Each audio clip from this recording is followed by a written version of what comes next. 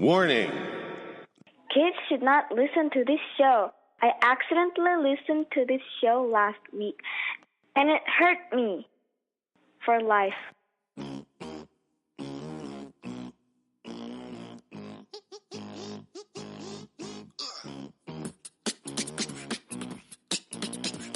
Welcome to the Waterfront Busan Show! Today's guest is author Dennis Feeheley.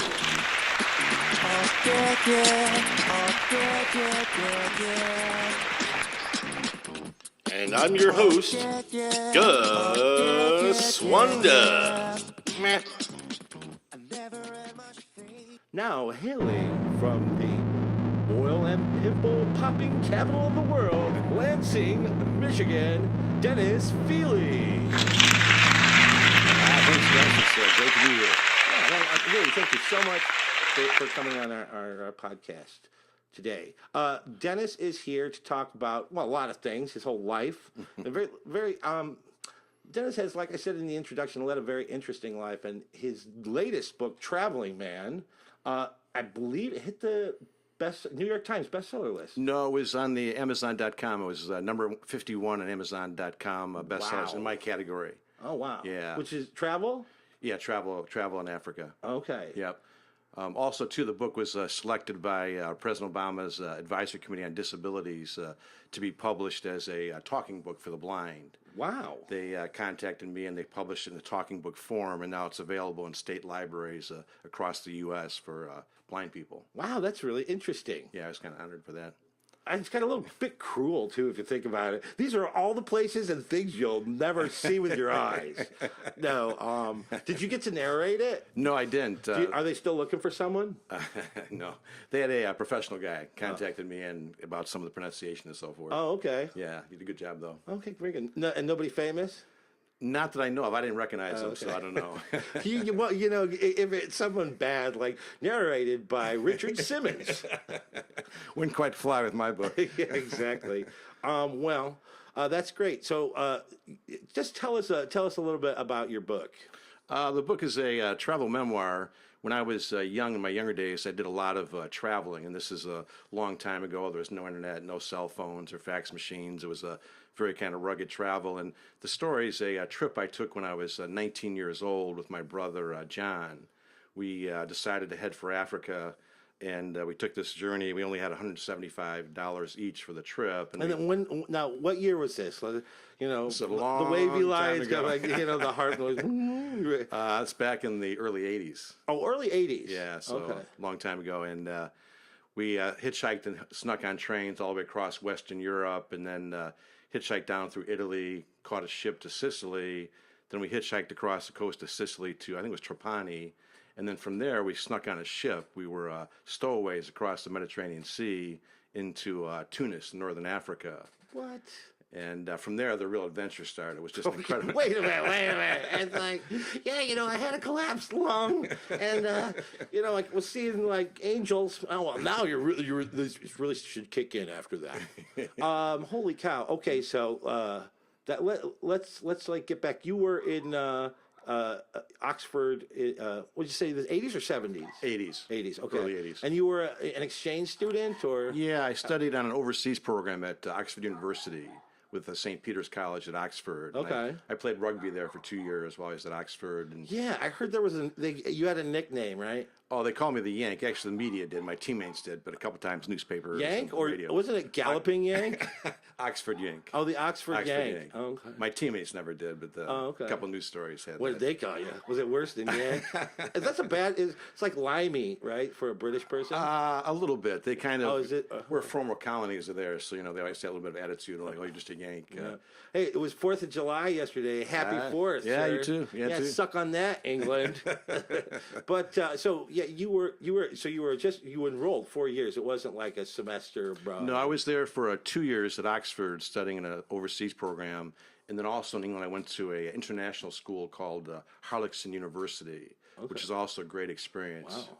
There were students from about 30 or 40 different countries studying and living together in this Something big wrong with castle. Made in the USA? I came back later. I graduated from George Washington University. Oh, wow. Okay. Got my degree in political science. In St. later. Louis? Washington, D.C. That Yeah, one. Okay, George Washington, right near the Capitol, right near the White House. Oh, right. Yeah. Right next door to the White House. Okay, very good. Campus. Wow. When was that? That was also very early 80s. Okay, so Early you ever catch a glimpse of Ronnie? Oh, You're yeah. You're right next to the I would Yeah, he imagine. came onto the hill. I worked on the hill there after I graduated from Oh, George okay. Washington. My dream was I should come back and get involved in politics, work on Capitol Hill, Oh. which is very, very competitive. There's so many people trying to get work up there on the hill. They come from all across the country. So for me, I got an internship working with a congressman from Michigan, my home state. Okay. I was working like 200 hours a month, making $100 a month, Wow. But it got me a foot in the door. I made contacts, developed relationships, built up a reputation, and later I got a full-time staff position with another congressman. Holy cow. Yeah, it's a great experience. Okay, so well, before you were like senior intern, senior advisor to Congress. Let's go back to where the book takes place, which is in England, right? Right. Well, you were on the rugby team. You just said. Yes. And my experience from people, I had a roommate who played rugby in college. Yeah. Man, that was really crazy. So okay, It was. you had a penchant for adventure. I think. Oh, very much so. Okay. When I How was did young. that develop? When I was young, I just always had this desire to travel, and I wanted to see the world. And back then, like I said, there was no internet or cell phones. The world was a much more mysterious place. Sure. So when I was 16, at my 10th year in school, my brother and I set out from Michigan on this trip one summer across the U.S., Las Vegas, California, down to Mexico, back to Michigan for like 2 months. Wow. And I thought I'd take that trip and kind of get this desire out of my system, but it had the opposite effect. Right. I just wanted to get out and I wanted to see the world. And I knew that when I finished high school, I wanted to get out and travel. Yeah, and like I think for a lot of people here in Korea, that there is a point where that kind of happens. Yeah, it kicks in. It's we all have different personalities, the expats here, but kind of one thing that people have in common is sort of that wanderlust. I think so too, Yeah, very much so. Which is good and bad sometimes, and maybe a penchant for alcoholism. I don't know. That goes with rugby also. That's right. Yeah, Back in the day. Right. Yeah. So your brother came over to visit you, and so how did you come? Was this like something you planned out? Because if you watch No. there's Around the World, the Ian right. McGregor and Right. Charlie, gosh, I forgot his name, his best friend. They go around the world in Oh, right, motorcycle, right. and then Saw they go from the long way around, and then they go from I believe it's the top of Europe, which is the North Pole in Scandinavia, on motorcycles all the way down to the Cape of Good Hope. Incredible travel. Yeah, and so, but that takes them years to plan. So I'm Right. assuming you guys had tons of maps and contact numbers. Tell me about Nothing. that. We had zip. We actually this time before there wasn't cell phones, internet was difficult to keep contact. So my brother and I saw each other that summer, and we made a plan. Well, let's travel to Africa this winter. We'll both have $600 for the trip. We'll meet in King's Cross Station, Platform 5 at 5 p.m. on this date in early December. Right, because you can't call. Can't call them. Ladders take 2 weeks. Well, no, why don't you just Facebook me 10 weeks before? Or Very something, different world right? back then. So wasn't sure if he's going to show up. So I went there that day at that time, and sure enough, he showed up. And I asked him, "Oh, how much money you got? We're supposed to have $600." He said, "Well, I'm kind of short. I have about $180." And kinda. 180. That's not even a third. no, and Even 600. Was that how much was $600? that'd been tough with 600. We traveled about 4,000 kilometers, 5,000 kilometers. Yeah. 4 crossings by ship. 2 continents. It was a long journey. Yeah. But when I met him, he asked me how much I had, and I had just gone to the Canary Islands. My girlfriend talked me into going to the Canary Islands before this trip, so I girlfriend. spent most of my money, came back the night before, slept the night at the airport, went the next day to the train station to meet John, my brother. I only had $175, so... Okay, what's your brother's name? John. John, please forgive me. Yes, it was that was enough, or at least Feeheley enough, right? Yeah. Yeah. Okay, wow. So, not $600. You said you would still said it would have been Tight. tough. Yeah. And now you are down to 160. 75. Yeah, 175. Okay, yeah. Oh no, wait, no, sorry, 100, 180 and 175. You know, an extra 250 if you split that $5 with your brother. Yeah. Wow. Okay, so was it when that happened? Were you like, dude, we can't do this? We didn't know. We just talked for a while. We took a walk outside the train station, decide what to do. We're young. I'm 19 years old. Yeah. He's 21. It's like, well, it's winter. We thought, well, it'd be warm in Africa. That was our big thing, to be warm there. So we decided, let's go for it. So we just took off for this trip. And as we went along the trip, I kind of knew from the start we weren't going to make it back with the money we had.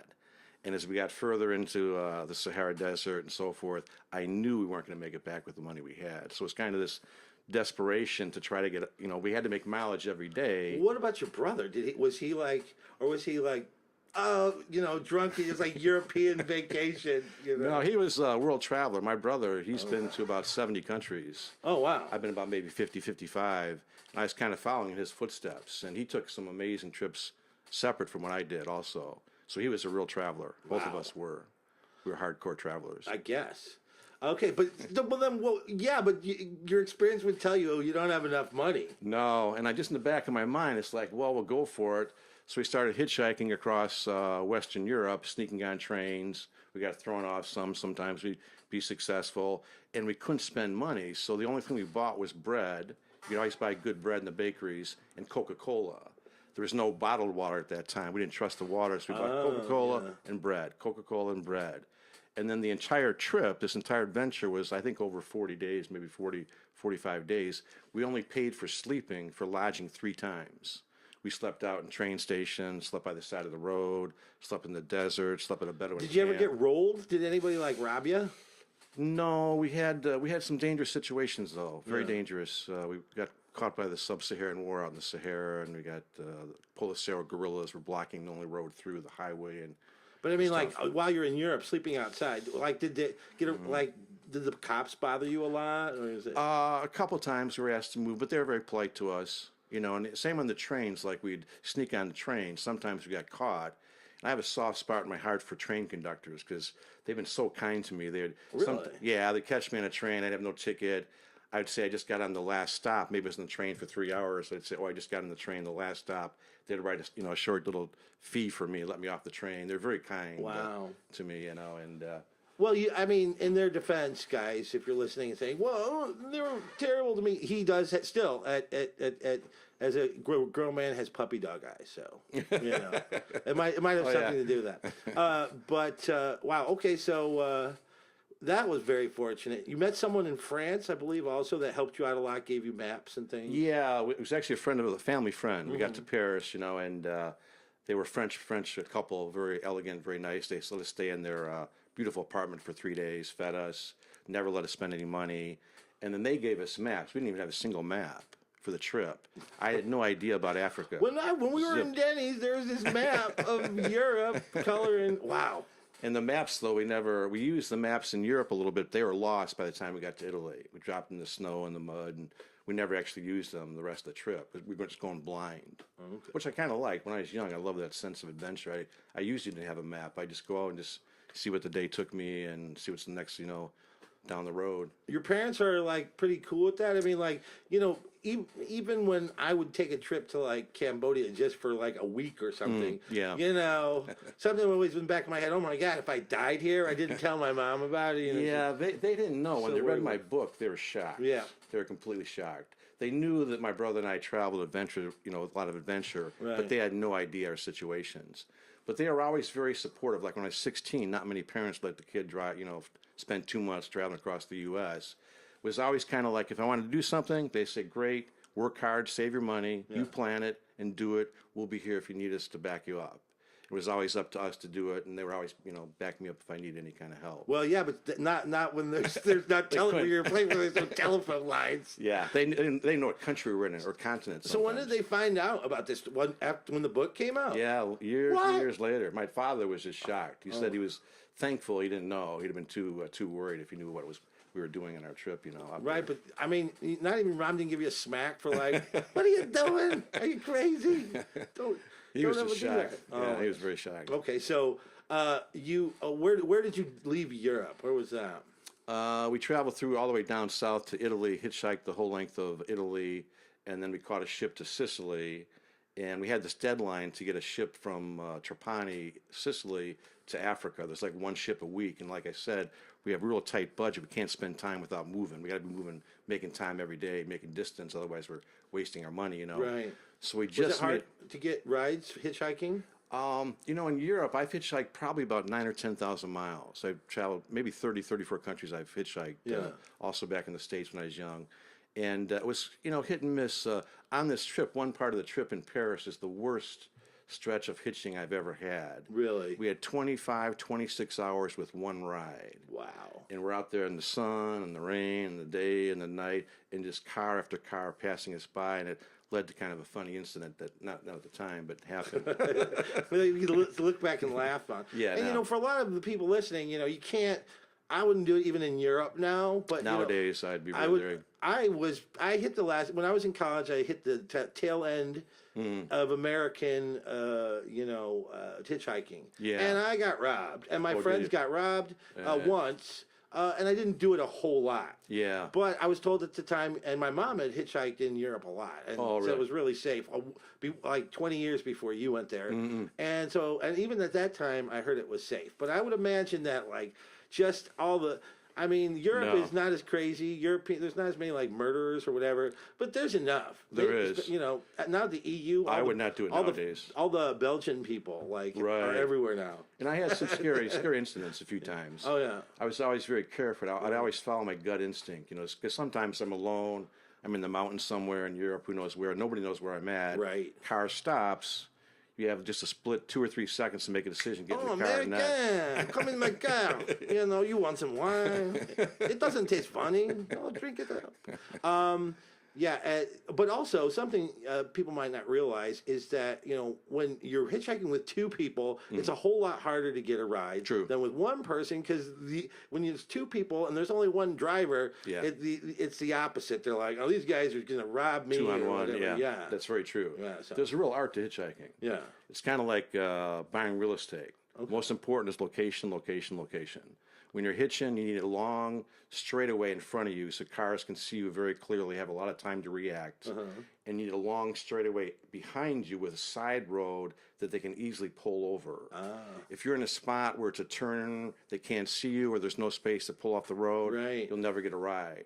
So I'd walk sometimes 2 or 3 miles to get a good place to hitch from. Okay. Because that was key. If you're in a bad location, never get a ride. What about signage? Like, you got to do something special? Put a sign? Hold a sign? Yeah. I did one in France when I was really frustrated. I Really? was saying, s'il vous plaît, please, please. And Oh, okay. nobody gave me a ride. Yeah, probably not good though in France. Even then, to like say American needs a Yeah, ride, like yeah. you had to probably throw stuff at you as they drove by. You know, one time I was hitchhiking. I really only hitchhiked from Muncie, Indiana, where I was going to school, to West Lafayette, where yes. Purdue, where my friend was. And I actually got a guy that took me really close, and then I got another one who dropped me off. He said, "This is as far as I can go." I thought I was like a town or 2 away. Yeah. And I'm walking, and I have a sign, still have my West Lafayette sign. Some guy rolls down the window, and he's like, "You're there, asshole!" And I'm like, "Oh, okay." Call Yeah. my friend, yeah.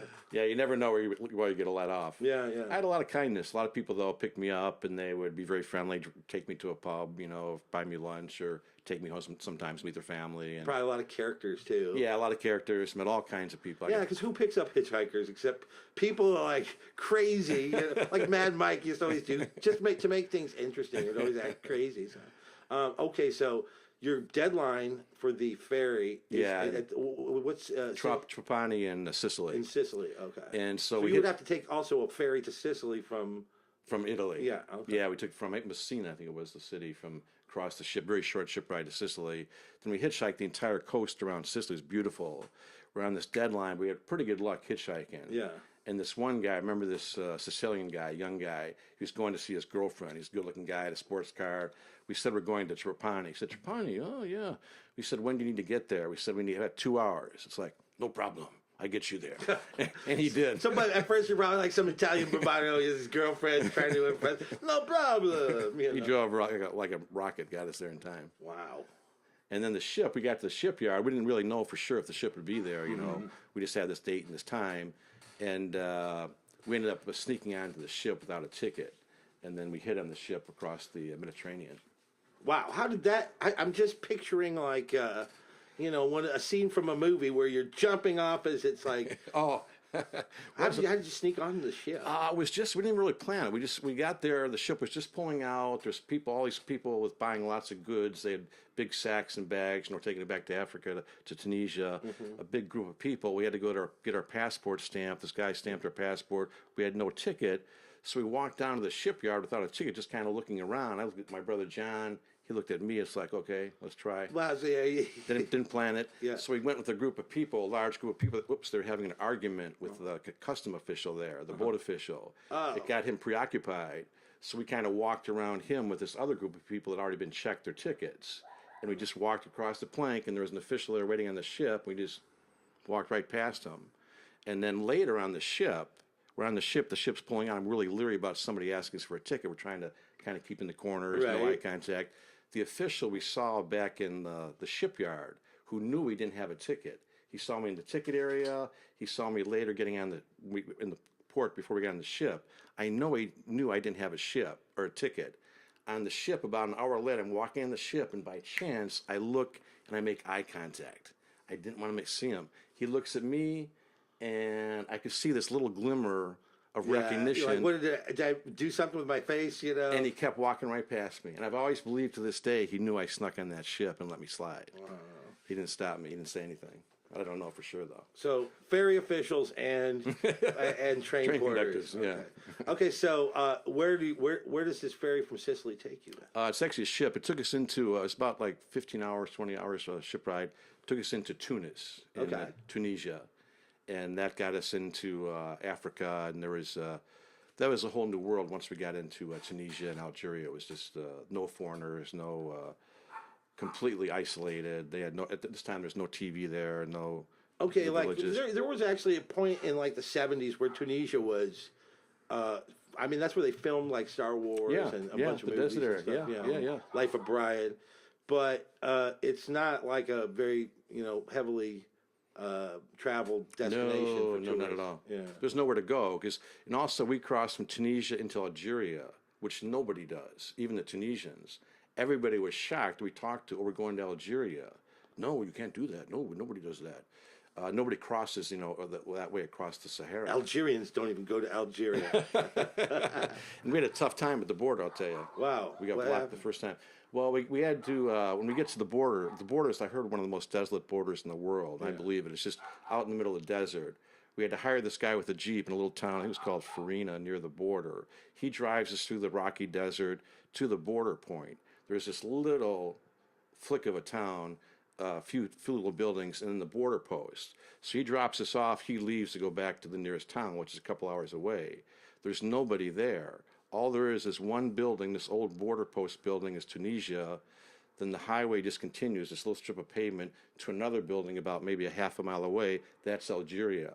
Every direction you look is just Sahara, open, empty desert. There's these two buildings out in the middle of Sahara. One is Tunisia, one is Algeria. There's no border crossing, no markings. You'd never know it was two countries. So, like, you guys, there's there's 6 outposts and only like 2 employees. So it was a Thursday. So nobody's there that day, right? Or they probably their manager lives so far away, right? Okay, so this is really remote. Really remote. There's these tough, very rugged soldiers.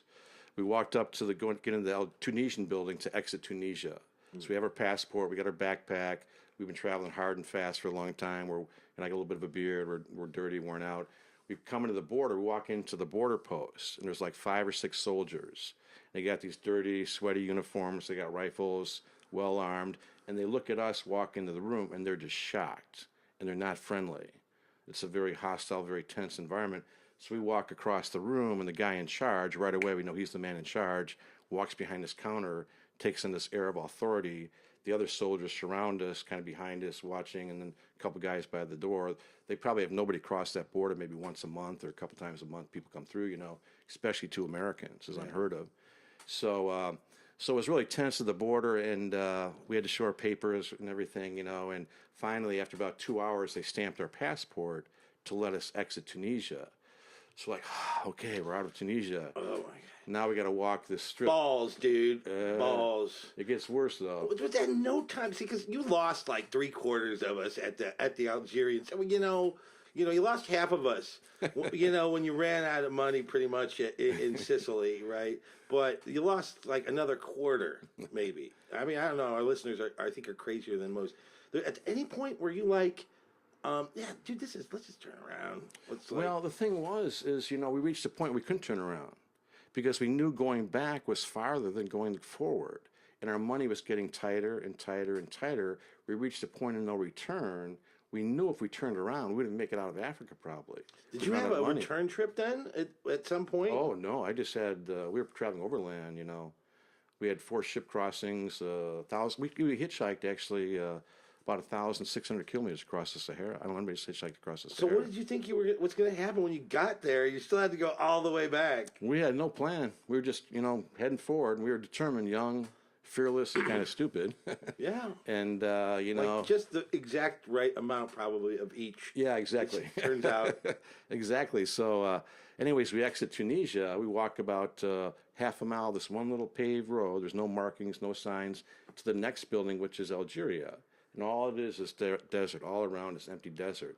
So now we got to walk in this building to enter Algeria. Well, we walk in, and the soldiers there, about 5 or 6 guys again. They got rifles, they got pistols. Right. Okay, so you got the you guys are good, but you still don't to have leave Tunisia. Yeah. But now we got to enter Algeria. But you did. No, we didn't. So we walk in the building to get stamped to enter Algeria. Okay, this was just all that was before you.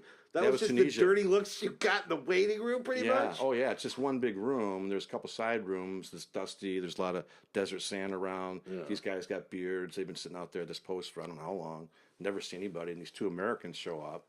So they're shocked to see us, not friendly to see us. And so we come to Algeria building to enter Algeria. We've exited Tunisia, that building. Now we walk across the desert. Now we got to enter Algeria. Mm-hmm. So we walk up. Again, we have the same thing. And the soldier there takes our passports. We have to show all our papers. At that time, Algerian money you cannot change internationally. So everything is documented. They try to control the black market, which actually the first ever in Algeria we traded black market. But so we had to show all our papers, money papers, our shot papers, and then they asked for our passport. And he looks at our passport, visa. No visa. Where's your visa? We didn't even know we had to have a visa, for a passport. And so it's like, well, I don't know, no visa. And so he went into the side room. He sits us down with these 3 soldiers around us on this little bench. We're like, what's he going to do? He can do anything he wants. He has complete and total authority and power over us. We're in the middle of the Sahara, hundreds of miles from anybody. They can take us out back and shoot us. They can hold us. They can do whatever they want. And we know it. He knows it. So it's in a really vulnerable situation. So we sit there waiting, very tense. Finally, he comes back out, puts our passports down, and says, go back. Gafsa. I don't know what that meant. Gafsa. Go back. Back to Algeria. Tunisia. Back to Tunisia. Oh, Tunisia, sorry. Yeah, Tunisia. So now we leave that border post of Algeria. We have to walk a half a mile across the desert to re-enter Tunisia. We just left. I don't know if they'll let us back in. I have no idea what the rules are for re-entry back into the same country a second time. Right. And it's completely up to that one soldier again. He has complete and total authority. If he says no entry, we're in no man's land. We can't enter Algeria. We can't enter Tunisia. We're sitting out on this road in the middle of the desert. So we're sweating it, making that walk back. We stop for a minute, get our courage up, do or die. He's got to say yes, let us in. If he says no, what are we going to do? We got nowhere to go. I mean, Tom Hanks, you thought Tom Hanks had it bad in Terminal. I mean, you'd be in between the worst, entry and exit points. Oh my God. But we walked back to the building, and he was actually, I thought it'd be a big drawn out procedure. He looked at our passports, saw there was no Algeria stamp, no Algerian visa, and just crossed out our visa and said, Gafsa, go Gafsa. We found out later Gafsa was the town in Tunisia where we're getting a visa for Algeria. So we backtracked about 100 miles to get that visa and came back the same border a couple days later to cross, second time. Okay, which I'm sure you were thrilled about because you're on that tight schedule, and it cost you. And how did you get through Tunisia and then back to Gafta? Oh, we went to that little town. There's a little border post called, I think it was Berchuka was the name of the city, not a town, really just a few buildings. Yeah. And then we walked into town. There's just the wind blowing across in the desert, and there's this empty desert, and this one road going out into the desert to the next town in Tunisia. So we're standing there like, how are we going to get back? We can't walk it. It's a long walk. And this tall Arab man, I remember it's a very tall, good-looking guy, about 50 years old, walks out and just kind of gestures, what do you need? I don't know where he came from. And we said, car, bus, car. And then we said Farina, the nearest town. He understood Farina. He said, wait. We sat down, we waited in the wind out there in the street for about a couple hours, and sure enough, this old Jeep came into the town and took us back into Tunisia, the nearest city, nearest town. And then from there, we took a bus. We backtracked about 110 miles to Gafsa, got our visa. There was a very kind Algerian man at the custom building, charged us no fees, no money. Oh, nice. I think we're the first visa he's probably issued in years. We were so happy to have someone in his office, very kind to us. And we came back then a couple days later to that same border. But then we came to the border. Then we had a real experience when we entered Algeria and they let us in. Okay. We crossed Tunisia again. They stamp us, let us exit Tunisia. We walk across the desert to Algeria, the same building, the same soldiers. They're shocked to see us, like, you guys are crazy. You're trying again to come through here. We have our visa. So finally, after a long, delayed, tense time, the guy stamps our passport. Now we're good. We can enter Algeria. But now, to tell you how ill-planned we were like, this finally occurred to us, how are we going to get to the first town? The first town we think is about 40 miles away. The nearest town from the border is 40 miles. And it's like, I don't know. It's about 6 o'clock at night. It's getting dark. So we walk back over to the soldier. We didn't really want to talk to him. We ask him, we need transportation into town. He says the first transportation is a Jeep coming out in 3 days, 3 days later. What? So it's like, we're going to sit here at this border post. You know how to play pinochle. I mean, so you have it's not a town, you said. It's just it's just a building. At this point, there's no town there. The Algerian side, there's nothing but that little building with 6 or 7 soldiers. Yeah. So our choice was sit in this building with these 6 or 7 soldiers. We got no food, no maps, and wait 3 days and hope a vehicle comes. So I talked to my brother. I look out the door. I said, John, we got to walk it. We got to walk to the nearest town. What? He's like, you're crazy. I said, well, look, what's our option? We said 40 miles. 40. That's what we think. We were mistaken. It was 80 miles. What? So at 6 o'clock, just getting dark, it's like, okay, and we're young. It's like, you do what you got to do when you travel. That was my brother and I. You do what you got to do. You don't complain. You don't whine. This is the situation. This is what we got to do. We do it. And you hope the best, comes out of it. So it's like, okay, we got to walk it. That's our decision. So we left the border post. It's at night. All there is one light at the border building. And the road just snakes out into the desert, into this black emptiness. And there's no stars that night. It was a very dark night. So we start walking down this little paved road. There's no markings on the road. There's no paint. There's no signs. Just a little strip of pavement going through the desert, hundreds of miles through the desert. The desert. Yeah. And you have to, because the sun's coming up and you're in the desert. It's nighttime. It's nighttime. So just now? Yeah. But so you have to walk. How? Well, we thought we were going to walk 40 miles because the only map we had was this hand-drawn map. And when I was in the bathroom in Italy at a gas station, I saw this map of Northern Africa. I copied it by hand. I had no names of cities, and it said this road with a little mark for cities. And looking at the map, I thought, well, it's about 40 miles. It turned out to be 80 miles. So we start walking into the Sahara at night with no food, no water, no map, almost no money on a 40-mile trek, we think, to the first town. Do not attempt this at home.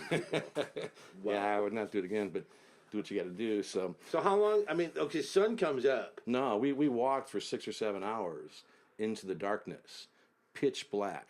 We had to talk to each other to make sure we didn't lose each other because you couldn't see each other. It was so dark. There's like animals and. We had this strange incident with this sound I heard out in the desert in the sand, stalking us. I don't know if it was a person, if it was a Bedouin, if it was an animal, but we started hearing this kind of and it wasn't the wind, and we'd hear it periodically as we were walking. We couldn't see, but we knew it was to our left, to the south, and it was following us for like 2 or 3 hours. It made us really uneasy. Wow. But we walked like 6 or 7 hours, nothing, no car, no lights, nothing, into the darkness. Finally, after about 7 hours, now it's around midnight, we see these lights coming from behind us, from the border we crossed. After a while, we recognized it's a car. So we're standing by the highway, the road there. There's nowhere to hide. Yeah, and this is you breaking your cardinal rule about being in a good location for hitchhiking. No kidding. There's got to be light. And A good location to get hit. yeah, the car pulls up. We just stand by the side of the road and it stops. The light's like just blinding us because there's no light for hours. Right. We walk around to the side of the car to look who's in the car. And it's a soldier, one of the soldiers from the border post, this big guy. He's much bigger than me or my brother. He's got a pistol on his side, and he's got a rifle next to his door. And he just looks at us. He doesn't ask us. He tells us to get in the car. So I get in the front seat. My brother John gets in the back seat. So now we're driving for this guy, and we think the nearest town, is 40 miles. We've already walked about 6-7 hours, in the dark, so we think we'll hit the town pretty soon. Well, it turns out it was like 80 miles. So it's a long drive to the first town, and our plan is to get into Algeria, head north, and go kind of an easy route along the Mediterranean coast into Morocco and then back to Europe. Well, we hit the first town. He doesn't let us out of the car. He doesn't stop. He turns left. There's only 2 ways to go, north or south. He turns left dead into the Sahara. And this sets us off in this incredible adventure because we plan to go north. He turns south, and he ended up driving us for about 7 hours all night long. What? We passed, I think, 2 or 3 small towns the whole time. We only saw 1 or 2 cars in the highway in the desert, just dark, driving into the Sahara. We don't know what his thing is. I'm thinking, what's going on? What's the play? I want to be ready for it. So we're very alert. We would take turns sleeping, hitchhiking. One guy sleeps, one guy wakes up, and you rotate, sleep, wake up and watch. We both were awake the whole time. We couldn't sleep. Wow. So we drive 7 hours, and just before dawn, were you talking? No, he never said a word. He never looked at us. We'd say, "Oh, here in the town. Oh, shukran, sahab, thank you. Here, we'll get out here." He just drove, never stopped, never looked at us. Holy crap! Did you talk to each other? Were you like, we were whispering? We're gonna be someone's girlfriend, I'm sure, in like the next couple of days. That's what I would think. After I'd be like, "Hey, we're gonna get our pictures taken at the Rock of Gibraltar. You're going the wrong way." Wow. So what he wanted was to trade black market. That's why he kept us in the car. He drove us all night long. Finally, we come out this little village, just a little speck of a village. He stops the car outside the village. So now we're like really aware of what's going to go down. I'm in the front seat, I'm in the back seat, John's in the front seat, sorry. And he turns to us and he starts gesturing. We're like, what does he want? And then he starts showing some money. We're like, what does he want the money? Then we realize he wants to trade black market for money. And we know they're hard up for Western currency. So we start negotiating with him. And he'd give us a 100 dinero bill. We'd give him some British pounds and some American dollars. We'd say, no. He'd give it back. We're holding really tough negotiations because we got to make some money. Do you know what the exchange rate is? Oh, yeah, we do. Oh, okay. I always do when I'm traveling. I know exactly what it is. So we had an idea, exactly what it was. We're asking him to pay us about 10 or 12 times the bank rate. So he'd give us 10 or 12 times more than the bank, is what we wanted. And we would not budge. So we're in that car. You're literally trading with Arabs. Oh yeah, like you're a soldier too. Yes. He's got a rifle there with him, So we knew he was desperate for the money. He wanted that money, and so we spent about an hour. Too. I mean, he doesn't need to really negotiate. That played later, and so we negotiate back and forth. Finally, he gets angry. We finish. Okay. He gives my brother a 100 dinero bill, takes the money we have, opens the door over my brother, pushes my brother out of the car, picks up my brother's backpack, flings it out in the road, turns around, glares at me, points to the door. I hop out of the car. So we hop out of the car. He speeds away into the desert and disappears. We don't know where he's going. We can't see him anymore. He's in the desert. So now we're standing outside this little village at dusk. You think we should have gave him the extra quarter he was asking for? Well, the thing was, during the negotiations, he had pulled out 200 dinero bills. A second one I had in my hand. I wasn't hiding it, but I just held my hand on my thigh in the back seat. He forgot I had that money. So he gave us double what he thought. When he threw us out of the car, we had 200 dinero bills, not just one. So when he left, I told John, "Hey, John, I got this extra money." We're like, "Great, man, we made a killing on that. Finally, I made a little extra money." But now we're worried he's going to realize he gave us and come back and shoot us. You might get that ride back home or not. So we're really worried he's going to come back and shoot us. If he finds out we had more money, that we thought maybe we were trying to hide it on it. We weren't. I just had it in my hand. So we walk in this little speck of a village trying to find some place to hide. It's so small there's no place to hide. There's one little well in the middle, and there's an open, dusty street, and then little buildings around the side, and that's about it. And it's not like you're gonna like blend in or hey, it's old Dennis and his brother Bill, the Americans. Holy cow, yeah. So you're gonna stick out like a sore thumb. So you're literally, but if you hide, then when he comes back, he'll know you had bad intent. Like if you're just like, we don't know. Really, I forgot to. Here you go. Sorry. Right, but so you were pretty sure. So what happened again was just the kindness of a stranger. So many times, at key times in my travels, we're standing on the street. This little door opens, this little dusty street, and there's a little door opens, and there's this old Arab man with a turban and robes, bearded. He just walks directly across the dusty street to us. We're the only people on the street. Looks at me and my brother with a gesture, puts his hand under his head like, "Sleep? You want to sleep?" We're like, "Yes, shukran sahab. Thank you, friend. Thank you, yes." He takes us across the road into he had his little one-room place, and he let us sleep for 6 hours. And we're off the street for 6 hours. I don't know if the soldier came back, but that got us out of that jam. Just the kindness of a stranger. Just walks up to us, out of the blue. I mean, because you look sometimes on television and you see these far-flung places that war-torn or whatever, and you think, oh, they're bad people, right? Mm-hmm. Or at least they're anti-American, anti-West. But no, I mean, these are people.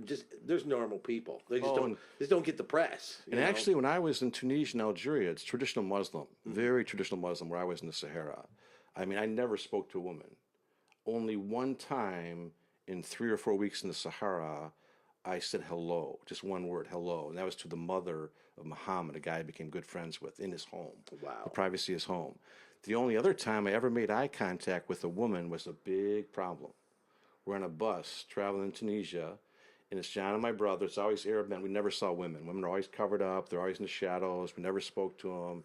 They just didn't exist for us, in that culture at that time.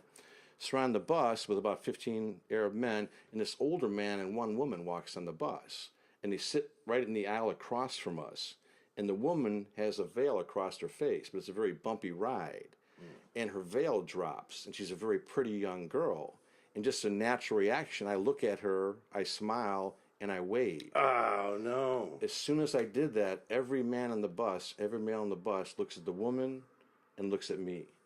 And all of a sudden, there's just, instead of this friendly atmosphere we always experience, there's this real tension. And everybody's just glaring at me. And I'm just sitting there trying to hide. And then I see them talking, and they're looking at me talking. And then about 10 minutes later, the bus stops in the middle of the road. There's no traffic out there in the Sahara. You stop in the middle of the road, and there's nothing. All the men get off the bus. So it's John, my brother John, and I, and this one woman on the bus. I can see the men through the front window of the bus on the street arguing. And they're having this heated argument. What are we going to do with this dude? Exactly. And then they finally come back on the bus. They stomp back on. They all sit down. They look at me for a few times, and the tension kind of goes away, and I was okay. The guy who I met at the bus, a guy named Muhammad, him and his friend Abbasi, we became good friends with, told me later that when I waved at that woman, I had offended every man on that bus, especially the father. If I wanted to speak to somebody, a female, I talked to the father would talk on my behalf. I asked the brother would talk, not talk directly. And he said because they knew it was a matter of ignorance, not intent, they didn't do anything about it, But in general, people were very kind to us. Wow. Very kind. Yeah. My experience. Yeah, it's really, you're pulling a Blanche Dubois here. Always depending on the kindness of strangers. Okay, so the coast is clear, right? The night's over, then what happens? Well, we get in that little town. Now we've gone so far in the Sahara that we think going back will probably be longer. This highway we're on, we know it's heading west towards Morocco. We think. We're way south now. So we figure we'll head the same direction. So we start hitchhiking. We didn't plan to hitchhike, but there's no buses out there. There's no trains. It's just a little speck of a town and one little piece of highway. We start hitchhiking, and the best hitchhiking I've ever had was in the Sahara. Really? Yeah, there'd be one little village. We'd walk outside the village. We'd wait. There'd be maybe 1 or 2 cars in an hour. No cars out there, but they always stop. They're curious, who are you? They give us a ride. There'd be maybe like 100 miles, 150 miles, nothing but empty desert. Sahara Desert, another little village. Then the next village, maybe 100 miles, village. And that's what we did. We hitchhiked from village to village to village across the Sahara. Wow. And as we're going, every village we came into, they had never seen foreigners, especially Americans. and they had no TV, no radio, no movies, no newspapers. So the only information they had is maybe somebody had been to a big city, saw a magazine, or heard this. So we were completely foreign to them, these two young Americans. But we'd walk into this little village, traditional Muslim village, and the whole village would come out. As soon as we're on the street, they'd try to touch us and shake our hand. They'd follow us around. We'd walk into a little cafe and sit down. They'd all sit down. We'd stand up. They'd stand up. And they treated us like long-lost brothers. It was immediate acceptance. I've never had that much traveling where you're just immediately accepted, and there's no. Well, they're probably like most people. Damn, these guys have balls. They're stupid as hell, but they got balls. Oh my God, they do it old school, right? You know, they're like they don't have any money, you know, and they probably are very familiar with the city. So I'm sure that was like mad respect, you know, for you know, for what you were doing, you know. And they were just shocked to see us. And we made some really good friends, especially this one little village, my favorite place in the world, called Habjeb in Tunisia. Salam, Maslow, Muhammad, Abbasi, these guys I met. I spent 4 days there. And it was just like long lost brothers. I still think of them as brothers. Wow. You know, they were so kind. Have you ever gone back? No, actually, I never found that town on a map.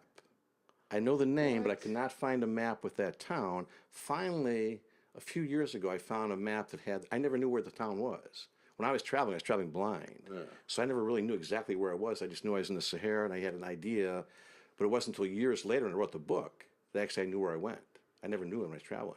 Because we were just going town to town. We never knew the name of a town. Wow. It's always the next town. We're going to the next town. The only town I knew on that whole trip across northern Africa was Tangiers in Morocco and Casablanca from the movie. Algeria, I didn't know a single town. Tunisia, I didn't know a single town. I didn't know the distance. Didn't know the size of the country. You know, it was just all unknown. Wow. What a great adventure. How, like, getting back to your money, like, how, did you spend a lot of money in those little towns? No, we spent, I was so disciplined when I was young, spending money. I'd walk 3 or 4 miles instead of spending 50 cents or a quarter, you know, because I knew this is the money you have and that's what you got to get back. So we were spending about $6 a day. We're traveling, you know, we traveled 5,000 kilometers. We had 4 crossings by ship, and we spent $6 a day to live on. Travel, food, transportation, everything. Wow. So every dollar was just critical. So we were just, my brother was the same way. You know, if you spend $1, you spend $2, that's a third of your money for that entire day. Yeah. So we're eating bread, Coca-Cola, we're sleeping outside, we're doing what we got to do. But as we get across the Sahara, we get blocked by the Sub-Saharan War in Algeria. We're hitchhiking village to village, like I said. As we go into these villages, we start getting these words. No, you must go back. Fighting, no civilians allowed. So finally we hitchhike well across Algeria. Algeria's a big country. And we reach a village where nobody give us a ride. They say you must go back. Polisario guerrillas, they control the only road through.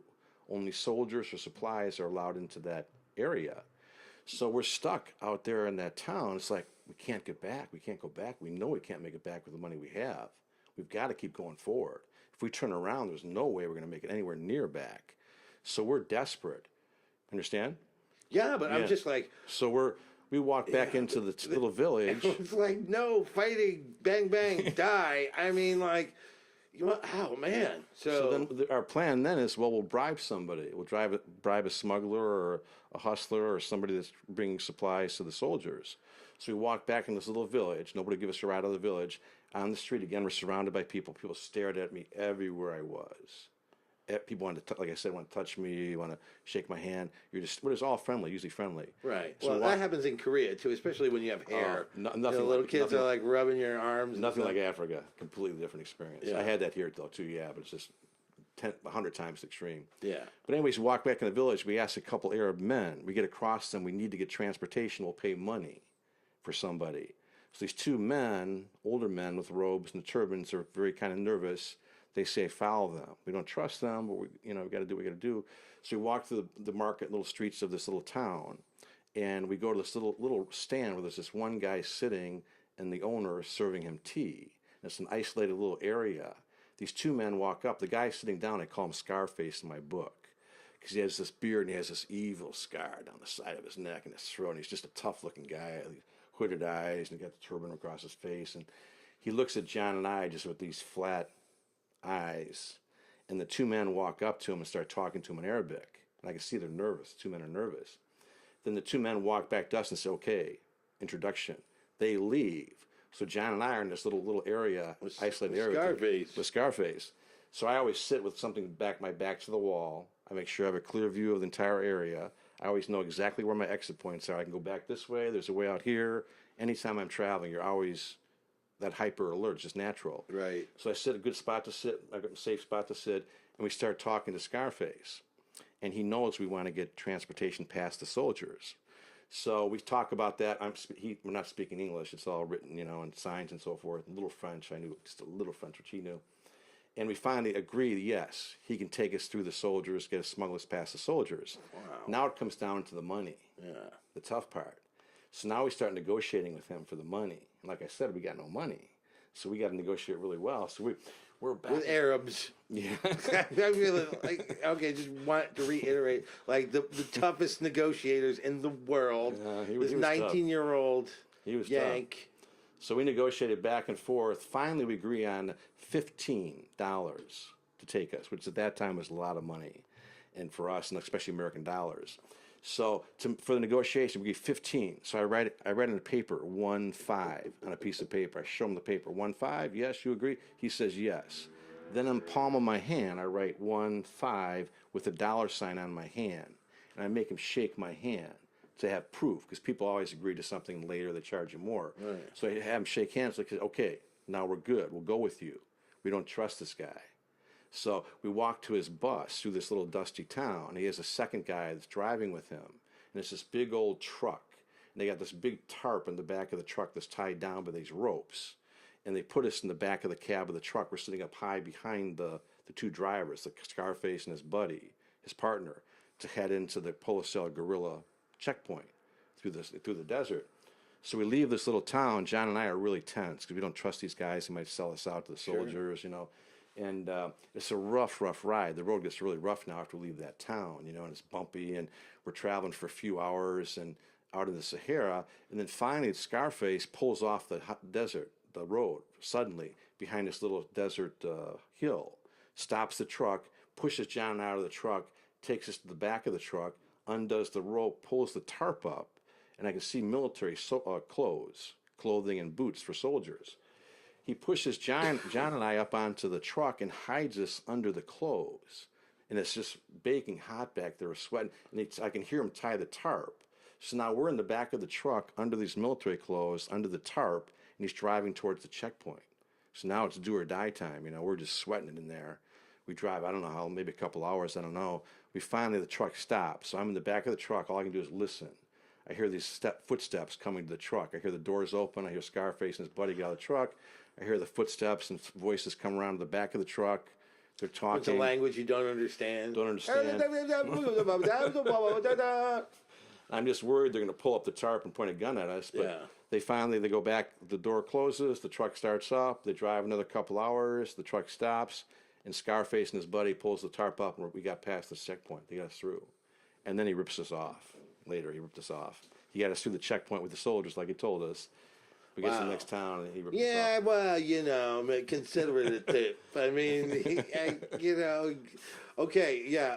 Now, that was, you're still in Algeria. In Algeria, trying to get through Algeria. All right. And so... It's a long trek. Yeah, but you're past the war-torn area of Algeria. We're past the war-torn area, but now the second challenge is we keep being told the Moroccan border's closed because of the war. Algeria, Policella guerrillas are fighting the Moroccan soldiers in the south. So everybody's telling us the border's closed. So again, we have this in the back of our mind. We're going to travel all the way across to Algeria, get to the border, and not be able to enter. So we're just hoping, because we're not Algerian passport, as an American, maybe let us into to Morocco. So that was the whole thing traveling across Algeria. Nobody's allowed through because of the sub-Saharan war. The Policella guerrillas hide in Algeria. They fight into Morocco at night, and nobody's allowed across the border. But we reached the point of no return. We can't go back. We know we can't make it back with the money we have. So this is like the fourth, by the way, point of no return. Yeah, right? a lot of those in the trip. One's for money, one's for your life. Oh my goodness Yeah, gracious! so we finally got to the border out of the desert. Now we were in the desert for weeks, so getting out of the desert was like this culture shock. You had colors, the desert, everything's this dull brown. There were women again, we could see women, and we finally got to the Moroccan border. We had a tough time, but they let us into Morocco. Then we got to cross Algeria. Now we're in Morocco. Now we know we can't get back with the money we have at that point. Okay, so Morocco. Well, I'm hoping like, oh, that's when everything turned out great, right? No, it didn't. What happens when you get now? Your next goal from Morocco is to go where? Back to Europe, cross the Strait of Gibraltar, maybe get to Spain, to France, and go across France to Spain, then the Channel back to England. Okay. So we have 2 more ship crossings, So we started across Morocco. We got hitchhiking. Now finally. We got a train in Morocco, the first time we got a train, which is quite an experience. And then we get into Tangiers. Now we're in Tangiers. We're finally out of the desert. We haven't eaten like in 2 days because we know we can't spend any money. Right. I've only washed one time in this whole trip, which was with cold water and no soap.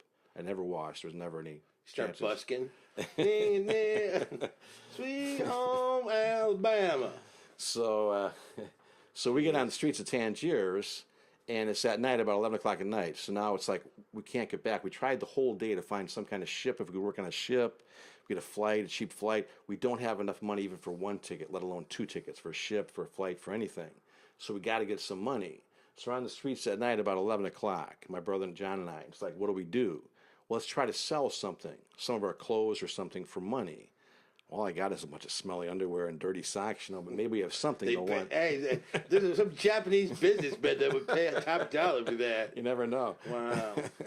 So we approach a street hustler on the street, and there's always hustlers around us trying to hustle us for money or something, and they always call me Joe. Hey, Joe, what do you want, Joe? What do you want, Joe? So we picked this one guy. We want to sell our clothes for money. We need cash. He says, oh, yes, Joe. Come with me, Joe. My friend, he has a clothes store. You sell, he buy. You big money, Joe. You big money. Come. So we follow this guy who we don't trust through the streets of Tangier about 11 o'clock at night. He goes through the markets, around winding streets for like 30 minutes, gets us lost. Then he takes this sharp turn, and just like that, we're in this dark little alley where we're not sure where he's leading us. So I got a really bad gut feeling. So now he's leading us down this dark, winding alley. It's like, John, this is bad. He's leading us to a setup. We're going to get mugged, robbed. John's like, I know, be alert. You watch the front, I'll watch the back. We got no choice. We got to get some money tonight. So I went against all my instincts. Normally, I'd never allow myself to be put in that situation, traveling. But we got to get some money. So we follow him through the alley. After walking about maybe 100 meters in this dark alley, he stops. He turns to us very nervous. Okay, my friend, his shop here close. You sell, he buy, you big money. My friend, Power Man, you must show respect. And he's nervous, which is making me nervous. Who's this Power Man? Who's this guy we're going to meet, Right. So we walk up, and there is off the alley, there's like this open room. It's like about the size of a garage. It has one light, and there are some clothes on the side of the room, like maybe just some kind of clothing shop or something. We walk into the shop, and there's nobody there. Then the hustler, the street hustler, the guy with this beard, he walks to the back of the shop, and there's this big rug, a carpet on the wall. He pulls up the rug, and there's this little, you have to bend down into a secret back room. And he says, in here. So now we're in the back alleys of Tangiers, 11 o'clock at night, don't know where we are. He wants us to go in this back secret room in this little shop. So I look at John looks at me. We always just shrugged. I shrug, he shrugs, okay, we'll go in. Oh my God. We never talk. So we walk into this room. So now our situation is going from bad to worse. We're really on guard. We walk in the room. It's a small room, little dark light. I sit down against one wall. John's next to me. The other wall is the street hustler, and then there's the door. As soon as we sit down, this big Arab guy enters the room. He stands up to his full height, full bulk. He's a big guy. And he just stands next to the door, like a bodyguard, like intimidation. So now our situation's even worse. So we're like to the street hustler, where's your friend? We want to get some cash. We need some money. We'll sell something. Just wait. He's nervous. So we sit in this room with the bodyguard, the hustler, and us sitting on the floor for maybe 10 minutes, just really tense. And then all of a sudden, this man sweeps through this little entrance into the back room and stands up. And he's this good-looking Arab guy, about 35 years old. He has this beautiful, magnificent robe, trim beard. He looks like a sheik from the Knights of Arabia or something. Wow. And he's just standing over us looking down. We're sitting on the floor. He's looking down at us. We're looking up at him. There's no introductions made. And then he starts talking. Actually, not talking. He goes into this vicious, manic rant. We're sitting on the floor looking up at him. He paces back and forth in front of us about, I hate you, Americans. I want to kill Americans. I want to kill you. And he's right in our face, making direct threats against us. And he goes on this rant for 4 or 5 minutes, so we're just shocked. And he's speaking really good English. I never heard good English for a month. You know, I was shocked at the language and plus the English. Right, like you're actually happy to hear that he hates you and wants to kill you. I can understand. It reminds me of home. So he rants for like 5 minutes, then he changes topics to guns. I know you have guns. Americans, you always have guns. Give me a gun, I give you lots of money. Where's your gun? I'll give you money. We're like, no, look, we got no money. We got no gun. Here's our bag. So he goes in this rant about 10 minutes, and then just like this, he stops. He goes dead calm. He sits down on the floor, cross-legged across from us, and he says in a very calm voice, okay, now we deal. What do you have? And then we're just shocked again. He goes from the psycho sheik to this calm, He was composed testing you trader. out, man. Maybe If you guys were like, you know, if you were like, you know, some kind of agent or whatever, you know, and probably you would have booked or something would have happened. He would have known. Yeah. So then he starts looking at us, and I'll make it kind of short. He eventually looks at my jacket. I'm wearing a coat, and I have my high school jacket under this old beat-up coat with the varsity letter, you know, traditional jacket, American high school jacket. Right. He sees that, and he's like, ooh, is that American high school jacket? I say, yes. He saw it like in movies. Let me see that. And he just pulls it off me. He stands up, he takes off his beautiful, magnificent robe, some kind of animal skin robe he has, and puts on my old beat-up high school jacket. He starts strutting around the room. Then he barks some kind of command to the big guy at the door. He leaves. The big guy comes back in with his full-length mirror. Then the Arab sheik is standing in front of the mirror looking at himself with my jacket like, ooh. And my girlfriend was bugging to wear this. Now I get late at prom. Wow. And then he says something to the big guy again. The big guy comes back in, and he's got this beautiful robe similar to the Arab sheik's, this full-length robe with this cool-looking hood. And the Arab sheik turns to us, and he says, I give you that robe for this jacket. It's a fair trade. And I'm thinking, man, that's a great trade. That robe is probably worth a fortune back home. But we need cash. Yeah. We need money. So my brother says, no, we came here for money, for cash. Your friend said cash. The Arab sheik, just this anger shoots through his face. I think nobody ever says no to him. Just this anger. He rips off my jacket, throws it back at my face. He's just huffing and puffing. He walks back over and sits down. Now he's just kind of glaring at us, sitting across from us on the floor, just staring at us, glaring at us. Now he starts focusing on my right hand. I used to have a high school ring that had a big stone. It wasn't very expensive, but it had a big stone. Right. People always tried to steal it from me, hustle it from me in their travels. I always wore the stone up downside in my palm. Right. But he saw it, and he says, what is that? What's that English writing? They loved American stuff, you know, even though he hated it. Jostens. It's a really, you know, very honorable award that they give out in America.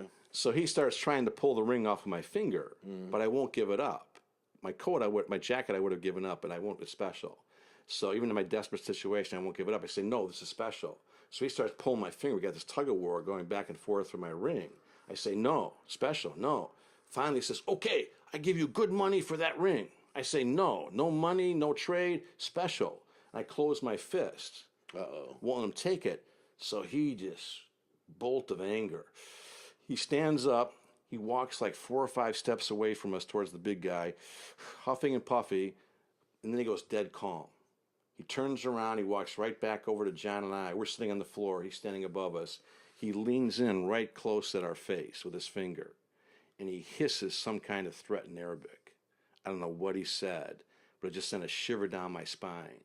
He hisses this threat, he turns, and he walks out the little door into the shop. As soon as he does that, John and I'm sitting, so I'm ready to move. I'm always ready to move. Yeah. As soon as he walks out the door, I look at John, I say on 3. 1, 2, and we just bolt out of that door. We get past the big guy, he's surprised, doesn't stop us. We get past him, get in the shop, keep running through the alley, run back on the streets. We just keep running and running, getting as much distance between the sheik and us in case he sends some of his guys after us. Right. And then we got away from him, and then my brother says, stop, we're good. But now we wasted half the night. Still don't have any money. The guy comes back out with capers. Hey, well, they just passed the last level of negotiation. Now I'm ready to give them lots money. What happened? I don't know, boss. They just ran out. I wish. Wow. Okay, so you still have less money, less time. Yeah, less time. We're just worse situations. We're back on the street now. It's like 3 a.m. So we start walking the streets of Tangiers, and we go to any area we can. We go to the bad areas, the good areas, the places that are open, asking for information. We got to get back to Europe, back to England. A ship, a train, any way we can work. Can we get back? And we can't find any way to get back. Finally, about 5 a.m, we see these two guys in the street, and they speak a little bit. We talk to them, and the one guy says, "Oh, cheap ship from port takes you to Gibraltar. Gibraltar has cheap flights. You take cheap ship to Gibraltar, cheap flight." Well, that's the first news we had, the first option. So it's like, okay, we'll do it. So we hustled down to the port in Tangiers to the shipyard to make there's a very cheap ship in the morning, an expensive ship later. So we've got to get on this less expensive ship at like 6 a.m. We walk into the building at the port, and there's like hundreds of people in there trying to fight their way across the room to get their passport stamped and then to buy a ticket. So finally we get our passport stamped to let us leave Morocco, fight our way across the room, get our ticket for the ship, and we get on the ship just before it pulls out of Tangiers to cross the Strait of Gibraltar. We take that ship into Gibraltar, and then our hope is there's a flight that day, we have enough money for 2 tickets to get back to England. So it's a long ship ride. It was the worst ship ride I've had by far. Yeah. Everybody got sick. And we pull into Gibraltar, the port. We fight our way to the front of the ship. As soon as we dock, we hustle, start running through the streets of Gibraltar to try to find the airport, see if there is a flight. We find a little travel agency and talk to this guy. Are there any flights to London, to England today? He says, oh, yes. He looks in the book, this before no computers. There's a flight at 3:40, but it's sold out. No tickets. There's no tickets for 3 days. This is actually the day before New Year's. We're there, and everything's sold out. We're like, man, okay. Well, there's always a way. There's a will, there's a way. We'll go out to the airport, see what we can find. Maybe we can catch a flight at the airport. So we hustle through the streets of Tangiers, get out to the little airport, Gibraltar, run through this airport to the counter. There's very few people there. We're there early. We find out there is a flight leaving that day, and like he said, it's sold out. There's this older British Airways guy there. We keep hounding him, oh, we must get on this flight. Can we get a ticket? Can we get a ticket? He finally says, well, there's a standby list. There's many people, but I'll put you at the top of the list. If there's a no-show, I'll give you the ticket. We're like, oh, thank you, thank you. Now we ask him the price for the tickets. We have enough money for one airplane ticket plus $11. So 2 of us can't get on the airplane. One of us can. Like Sophie's Choice. Yeah, it was. Like your son or your daughter. Sorry, spoiler alert.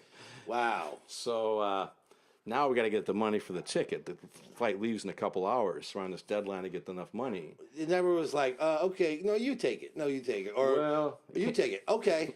It came down to that. Yeah. Because we went across the airport. There's a little bank there. We tried to negotiate a loan. We'll give you this or this. Give us a card. We'll give us money. They finally slammed the bank closed in our face. They slammed. They got really angry. We run back across the airport. Now it's ticking down to the time the flight's going to leave. We're waiting for the guy. We're watching, making eye contact, waiting to see if there are seats, because we have to have a seat no-show. Finally, they start calling people on the flight to board the flight. Then the guy turns to us, calls us over. He says, yes, I have 2 seats. I will give it to you. Then we say, how much? We know how much it is. We don't have enough money for the 2 seats. The guy knows that he's watching this. So I'm with John. The flight's leaving. People are boarding. He says, you must come now. You must come now. Last call, last call. What are you going to do? So I look at John. John looks at me. John has a return ticket from England to the States that expires in 2 days. So if he doesn't get back to England, he loses the ticket. So he tells me that. So it's like, Dennis, you give me the money, and I'll try to send money to you, something. And it's this tense time, and the guys come. So I give my brother John all my money. I have $11. I have some stale bread and a half bottle of Coca-Cola. I'm in Tangier, or in Gibraltar. I'm 19 years old. I'm still 1,000 miles away from England. The border's blocked from Gibraltar at that time. You can't enter Spain or France from Gibraltar. You got to get shipped back to Morocco and ship back over. I know I can't even last a day. But I give my brother the money. He hustles away to run onto the floor. Holy cow! Yeah, it's an incredible story. It is.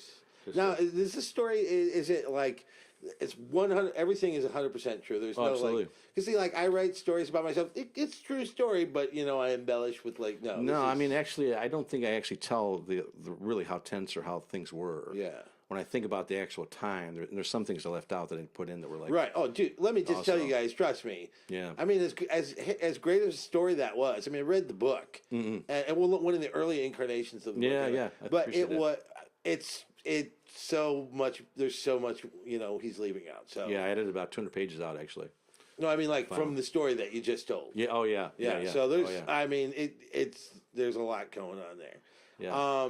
Wow. And so that would be like, oh God, we are the luckiest guys in the world. But it doesn't end there. I mean, because you have stories, you and your brother, right? Yeah. I remember you have a really interesting story. You at one time were in the 80s, at the height of the Cold War, like there was like the worst part of the Cold War was true. like, early 80s. Where like nobody knows ever gets to go to Russia unless you're some kind of diplomat, Right. And or spy. Yeah. And you and your brother got unfettered We traveled. Soviet access visa. We traveled unaccompanied for 3 weeks behind the Iron Curtain. As Americans, that's unheard of. Right. They let a few Americans in for family. You always have a Communist Party government official with you, or a government minder that's with you every minute of stay. We got visas, and they allowed us unlimited travel on our own through East Germany, Czechoslovakia, Poland. I also traveled the Soviet Union at a different time. And this was in '84. It was like you said, the height of the Cold World. Right. Reagan was bringing the Pershing missiles into Western Europe. There's a lot of tension between East and West and big threats. So that was a really unique experience, seeing that world that was completely blocked off. There was no information in or out behind the Iron Curtain in communist Eastern Europe. And we had it was a fascinating trip. We had some really tense times. Now, did you just like steal some, like, was it like your trip through the desert? Did you just like steal someone's, when they weren't looking, their visa stamp and just stamp? I mean, how did you? Because you were still young. You were still what? 24. Yeah, you were just. This is a few years after this story. Like, yeah. Oh, like 23. Maybe. Yeah. How did you go about getting a visa for? I've always wondered for years how we got those visas, and I think it was the third person who I was with. I was with my brother and a third guy.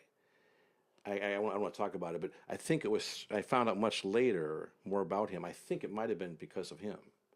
I honestly don't know, because we were shocked when we got the visas. And the third guy that I went with, I think I didn't know at the time, but I think it might have been because of him is why we get those visas. Yeah, I feel like Paul Harvey. And that young man turned out to be the young Vladimir Putin. Wow. Yeah, okay. So I'm not sure really. So however you got it, right? Yeah. So you went to, what was the first country you went to? We went from West Germany into East Germany, Checkpoint Charlie. They had the wall at the time, which is incredible, and crossing through. And then we crossed from East Germany to Poland, from one communist country to another communist country. And that was the tensest time of the trip. Because when I was in the Soviet Union, I was in the Soviet Union prior to this, I'd met some dissidents, some people, and they told me about people disappearing. And there's a sign language, you can't see on the radio. You're basically just, having your peace sign with both hands and perpendicularly tapping your fingers. Because people can't talk. If you ask, "Oh, where's Gus? Gus didn't come to work today." No, you never say his name. Just he's gone. And just give you that sign. You disappeared.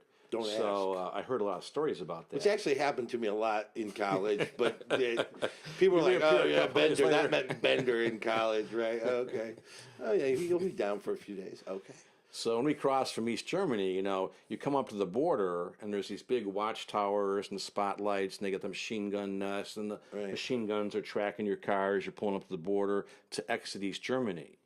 So we pull up to the border, and there's the watchtowers. They got the German Shepherd dogs, just like out of the movies. Soldiers with the bayonet knives, and we pull up, and it's really tense. And they take us out of the car, my brother, my other friend, line us up 1, 2, 3. Dogs are barking, probably like Oh, you it's know, just surrounded by big guys with guns all over the guys, soldiers, you know, and it's no man's land. There's nobody in there except the soldiers. And so they park our car. Some soldiers go and search the car. They search us. They take every single piece of paper, every item, and search the car. We're there for about 2 or 3 hours in East Germany to exit East Germany. It's really tense. Finally, they come back with our passport stamp to let us exit East Germany. Now we got to drive through no man's land to Poland. And it's a very fortified border to enter Poland. So now we enter the Poland space, and it's the same thing. It's even worse. They got the towers and the spotlights and the dogs and the soldiers. And they park our car into this big spotlight. And they take us to a side and line us up 1, 2, 3. Then this Communist Party official, I know he's the guy in charge. He's got the authority. He walks over with 2 soldiers, armed with rifles. He stands next to us. He commands the other soldiers to go and search the car. We're standing there watching this for like 30 minutes, and it's tense. One of the soldiers in the back seat of the car, they're searching everything, stands up and blows this whistle. Tweet, tweet, tweet. All of a sudden, all hell breaks loose, and everything goes dead, cold, tense. A bunch of soldiers rushing out. They surround us. They surround the car. Like, what are we going to do? We're going to run away or something? Or, I know. you know. Well, so you're like, what did you put there? I don't know. What did you put there? They're blaming each other. We didn't know what they found, you know. So now it's really tense. Now they got a whole crew of soldiers tripping the car. They take these wire cables. They put the cables through the engine, through the sides of the car. Every inch, they got these long mirrors on trolleys. They put under the car. They search every inch of that vehicle. Every piece of paper that's not nailed down, they bring out of the car and they ask, who's this?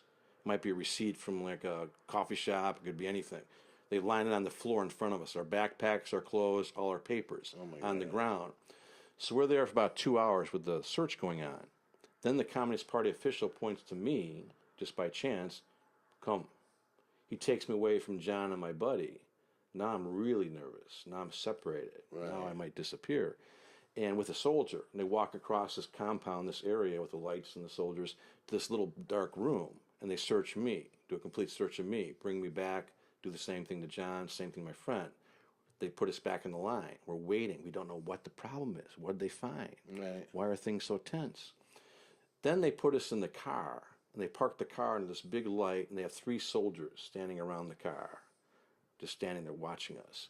We sit in that car for 1 hour, 2 hours, 3 hours, 4 hours, about 7 hours, just sweating. What are they doing? What are they checking? What are they going to do with us? We have no idea. I spy with my little eye. Something. I mean, man, seriously, That was 7 tense. hours in a car is bad enough. That was tense. But like, when there's like, You you have have don't no know. idea what's going to happen. Don't know, and you're just completely isolated. The feeling you have when I travel in the communist world, hardcore communist world, Yeah. it's just you. You're completely alone. You have no voice. You can be taken anywhere at any time for any reason. Nobody knows where you are, who you are. You know, so it's a very vulnerable feeling. So we sit there and he waits about 7 hours, and one soldier comes back out. He walks past the car, ignores us. Then this big older soldier comes up to our car, older man. He opens the car door, looks at my passport, my picture, gives me my passport. Looks at John, my brother gives him his passport, my friend gives him his passport, and says, enter. They're letting us enter now into Poland. Wow. So now we don't know what they did, what they're doing, why they're letting us into Poland. So we leave, they open the gates, the border, all the tension, and we drive into Poland. And now we're really on guard. We're wondering if we're being followed, what's going to happen, why they let us in, what check did they do, and then it was an amazing experience traveling through there. I met some very good people, Polish people that really helped me. And Wow, but you found out what that was about? yes, I did. We found out. It was one little sticker, little postcard we had that said Solidarność, Solidarity. the outlawed labor union. Yeah. We had one little postcard that we happened to buy with that little sticker, and that was the reason for all of the tension. So, yes, that was the reason, just that one little sticker. Nothing was allowed in the country. You could bring nothing written, no materials, no books, no magazines, no advertisement, no receipts. Everything was controlled. Wow. They controlled all information in and out of the country. And when we were in the country, they control the black market. because everybody wants black market at the time. So all your transactions are documented. We have to have all these papers stamped. Every dime you bring in, every coin you bring in the country is documented. And then everything's controlled. We went to a little pub to get something to eat. You buy a beer. You have a consumption card. Registers each drink you have. Every money you spend is registered. Why would they take such care? What? They don't want people to have Western currency. Because people want that Western currency. We made 22 to 1 on the black market. We got 22 times what a bank would give us for the same money. Wow. So we were rich in Poland, but it was very dangerous to leave the country because our bank statements didn't fit. You had to account for every dollar you spent. So we're spending money in the black market, but there's no statement for that money being gone, right? Wow. Because every dollar you spend has to be documented. You trade black market, right? I mean. Oh yeah, it's a big crime there, and for the people, it's dangerous for them. Yeah. But a lot of people wanted to trade, and so we got into Poland. We met this guy at this little club, and his name was Veldig. Great guy, helped us out. We traded with him 22 to 1. So now all of a sudden in Poland, we get all this Polish money.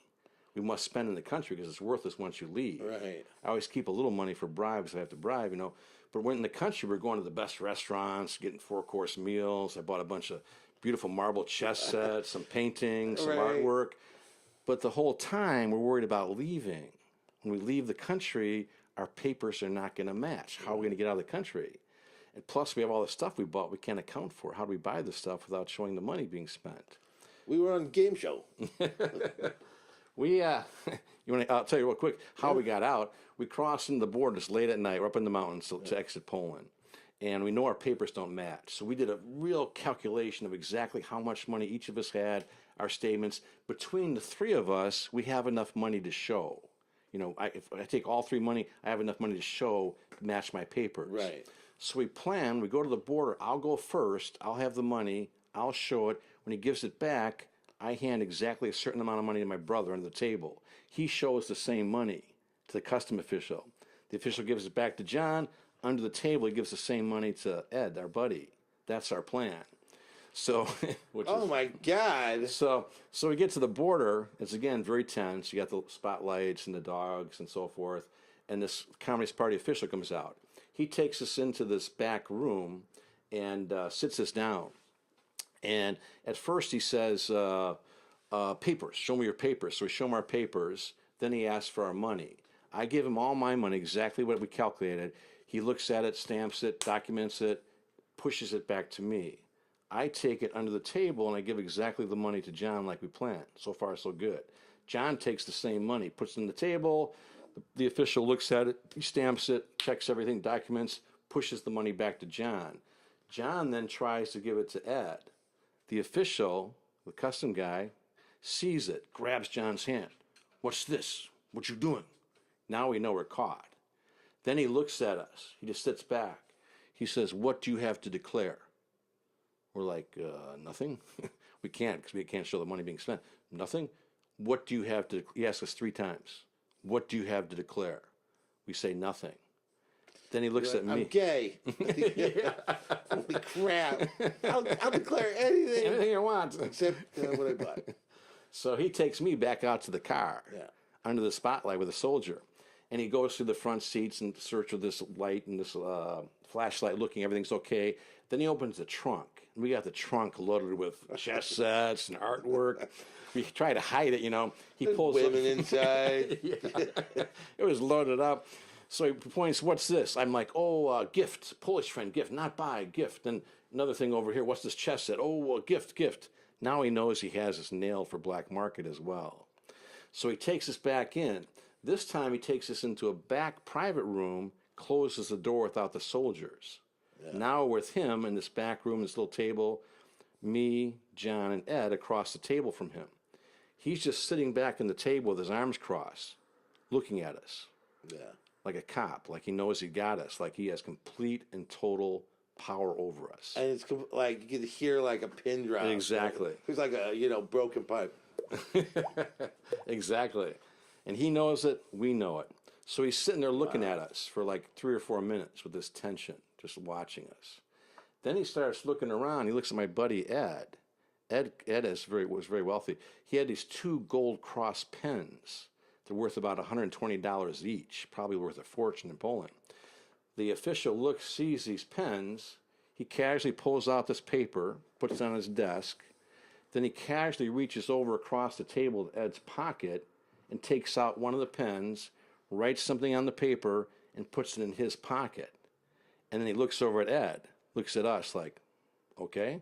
We're like, yeah, you keep that. That's for you. Good. No problem. Well, that one's got a full load of ink in it. Why don't you take the other one? He does that. That's what he does next. He reaches over, takes the second pen, writes something, puts it in his pocket, looks at us again. We're like, yeah, you keep that. And then like, okay. What's he gonna grab this time? Then he let us through. He let us out. He took those two pens as his bribe, and then he let us through the border. No, wow. That's how we got out of Poland. Holy cow! And that's the next book, right? Yeah, that'd be probably the next book. Because there's a ton of other stories. All the characters you meet. I mean, that's going to be a great book. Mm-hmm. Now let's go back a little bit. Yeah.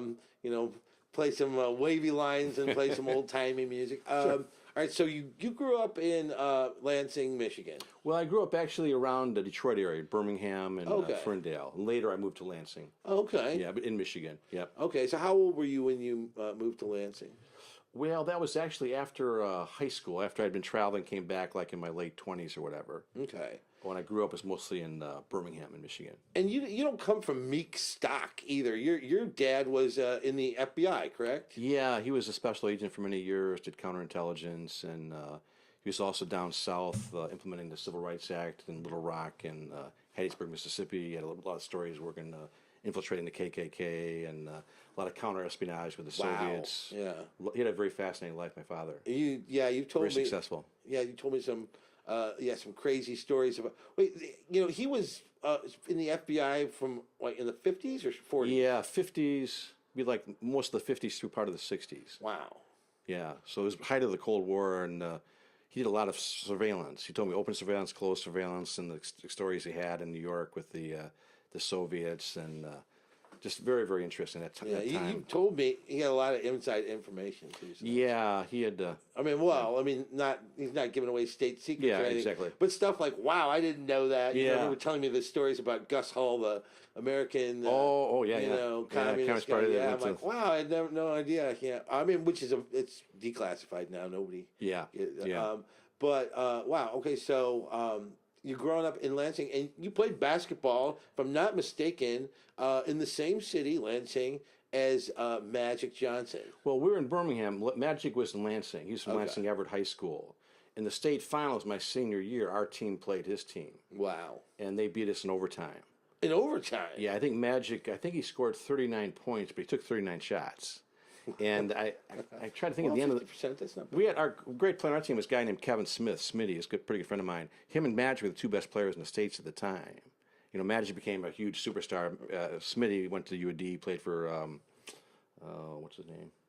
I forgot, but never really made it in the pros. Just stuck for a short time. But he's a great guy. They're both great players. Yeah, I mean that's. Well, I didn't remember him in high school. But I remember that's when I first started, around the time I first started paying attention to sports in the late 70s. I was in 4th grade. Oh, yeah. And I'm from South Bend, Indiana. It was like 3 hours away or so. Yeah. And it's right on the border of the Michigan-Indiana border, right? So it was a big deal. Indiana State, Larry Bird is for the national championship. Right, the finals. And Magic Johnson for Michigan State. Yeah. And, basically Indiana State was all Larry Bird because they had never even, I don't think, been in the tournament, and it was the first time that they, and now they're in the finals. And Larry Bird, if you watch a lot of the, this 30 on 30 of the sports movies about Bird and Magic, he had a bad game. I mean, of all the games to have a bad the finals, game. that's kind of true. I've watched that game. I just watched it recently because I'm like, wow. It was a long time ago. I didn't remember. And I remember being really disappointed that a team with Indiana, even though we were Indiana fans, but like the Hoosiers, but I was still, Indiana lost. And then, but Mm-hmm. they even double teamed him, right? Yeah. And Magic, they didn't have any kind of defense to stop Magic. And he had also Kelso. I think what's his name? Kelso was a great player as well. Right? He had Yeah, a pretty good supporting cast with him. Magic's I think scored 40 or 30 in the high 30s, and the other guy scores like 20. Yeah. You know, and yeah, Larry Bird. You know, is missing. He's not Larry Bird. You know. Yeah, it was kind of too bad. And it's Bird stuck was in a his great player. craw, dude, his entire life. He was always a competitor with Magic. Of course, you know. And there's Magic, you know. And Magic actually, you know, he went to actually, I didn't know this, but Bird went to Indiana, Bloomington for a year. Yeah, true, and he dropped out. Yeah, but it was just, he's this really small town guy, and he's just overwhelmed him, right, you know. He wasn't a quit. Right, and yeah, but you know, when he was also loved Bird because he's like, when you ask people from that era, who's the worst trash talker? It's always Bird. Yeah. And it would be like, okay, you know what I'm going to do? I'm going to get off the bench right now. I'm going to go there, here, dribble around in a circle, right? And I'm going to go stop right in front of that guy in the bench, take a three, and I'm just going to nothing but that. And then so you think, oh yeah, well we'll check this out. I'm gonna do it. I'm gonna stop you, and he does exactly what he said he would do. He was a competitor. Same with those 3-point contests. Right. He walked in the locker room and said, "I'm gonna who's playing it? Yeah. Oh, you're playing for second. Yeah. It's over. It wasn't even close. Yeah. He was a great competitor. He was, and I love the story. Like I think it was when he was at the collegiate level, because where he went, French Lick, there weren't a lot of black people, right? A lot of black schools, you know, very rural area. And like, so he gets to the collegiate level, or maybe it was even like in one of the, sectional or regional tournaments where he actually plays. And they're like, oh, look at white boy, what you gonna do? And like, he made a point, like he won the game, right, and just crushed them. And after every basket, he was like, white boy, white boy. White boy. Did you see that? That was white boy. Yeah. That's crazy. And then you worked in Washington D.C. I was legislative correspondent. Was my job for a congressman from Maryland. Very good guy. Okay. I've still been in contact with him a little bit over the years. All right. I respect him a great deal. He was a hard worker, very dedicated to his constituents. He was a young guy at that time, and I was a legislative correspondent. So my job was a lot of writing. Right. I wasn't the main speech writer, but I helped with writing some of the speeches. I did a lot of responses to constituents. He also, for me, my best part of the job was he was on the Armed Services Committee. So all the funding for the U.S. military comes out of that one committee. So we have a lot of power and authority within that community. And he had an advisory committee on foreign policy for foreign policy issues. And I'd done a good job for him, and the chief of staff, a guy named Tony, put me in charge of the advisory committee. So we had an advisory committee. We had guys like Paul Nitsky was the chief arms negotiator for the SALT talks with the Soviets for years and years. I'd call him directly, not a secretary. I'd call him directly for the advisory committee meeting. Oh, the congressman's having a meeting on this date. Can you be there? Oh, yes, I'll be there. We had the chief CIA liaison officer. Dennis, can I pick you up something from maybe a Lincoln? So, and then I'd write the agenda for the meeting, and then the meeting would be held at some private location with just these 6 or 7 top people in American foreign policy, the congressman and me and maybe another staff member. So it was just fascinating for me at a young age to be exposed to that, and so forth. And well, normally people in your position stay in that position at the time, stay in politics. And what was it about? Was there something like you saw something you couldn't unsee that you're this is my experience was quite good. I worked in the Longworth building on Capitol Hill. Okay. And each congressional office, at least this is my experience, is kind of different. You have like my office, our chief of staff was very tough guy. Yeah. You performed or you're gone. And you're spit and polish, you're in a suit. I learned a lot from him. Other offices, I did an internship with Dave Bonnier from Michigan. Great guy. He's from Notre Dame, quarterback Notre Dame, but very laid back. His office was very kind of easygoing. Every office is kind of different depending on the where they're from, what part of the country, their kind of habits and so forth. But most of the people I came in contact with at that time were dedicated. They're trying to do good for their constituents and whatever their leaning might be. Why did you change? Well, I wanted to start my own business. Oh, okay. I just everything I did in the congressman's office was great, but I'd help write a speech. He'd give the speech. I'd write a report. He would take the report. You're like, when am I going to be the staff? I work for myself, and I always wanted to have my own business. So I quit one day cold. Mm-hmm. My chief of staff was just shocked. He got it's very competitive getting a job. We had 2,900 people apply for 3 jobs my first year. And those candidates are all Oxford, Yale, Rhodes Scholars. They're just lined up. So if you don't perform, there's somebody right behind you ready to take your job. But I wanted to start a business, so I quit my job with about $300 in my pocket and started this international trade company and worked on that for a long time. Now, people at home were like, what? God, who does that? And then, but the people in Busan are like, and people and who are expats are like, yeah, we do that, right? We quit, because probably a wanderlust, and you start. Did you ever start your own business? Oh yeah, I raised over $1 million in private. Not me, but me and my 2 partners. Wow. In my 20s and early 30s, we raised over $1 million, all in private capital. That was the yogurt business, was that? Yeah, it was kind of a yogurt pudding from the Netherlands. We imported it. We trademarked the name. We eventually obtained exclusive rights for it in the U.S. market. We set up production, distribution. My company was quite small. I eventually, hired different people and got a little bit bigger. But the companies we worked with were some of the biggest companies in America. And just the same with the traveling. I was young and you didn't know you can't do something. So we were a small startup company. We had this unique kind of a yogurt pudding, very healthy, creamy, kind of unique product we wanted to import from Europe. Mm-hmm. So we're getting investment money, like $25,000 investments. We're always out of money, always raising money. And then we're getting close. We've done production trials. The Dutch have come over to produce the product. We're getting close. And then we need an advertiser for our product to market it. So we just went and picked the biggest companies in America and approached them to take us on as a client to be our marketer, our advertiser. Everybody said, you're crazy, you can't do that. We picked the 3 biggest companies in America. We put together a really good phone call. I called the chairman. I always go right to the top. Somehow got him on the phone, sold him on the phone. He put together a big advisory board of like 6 or 7 of his people to come and to see our product, to us give a presentation to. People flew in from New York, all over, and we gave this presentation about our product. We sold it for them. It was a way to give them a new niche, unique product that they could create a niche for.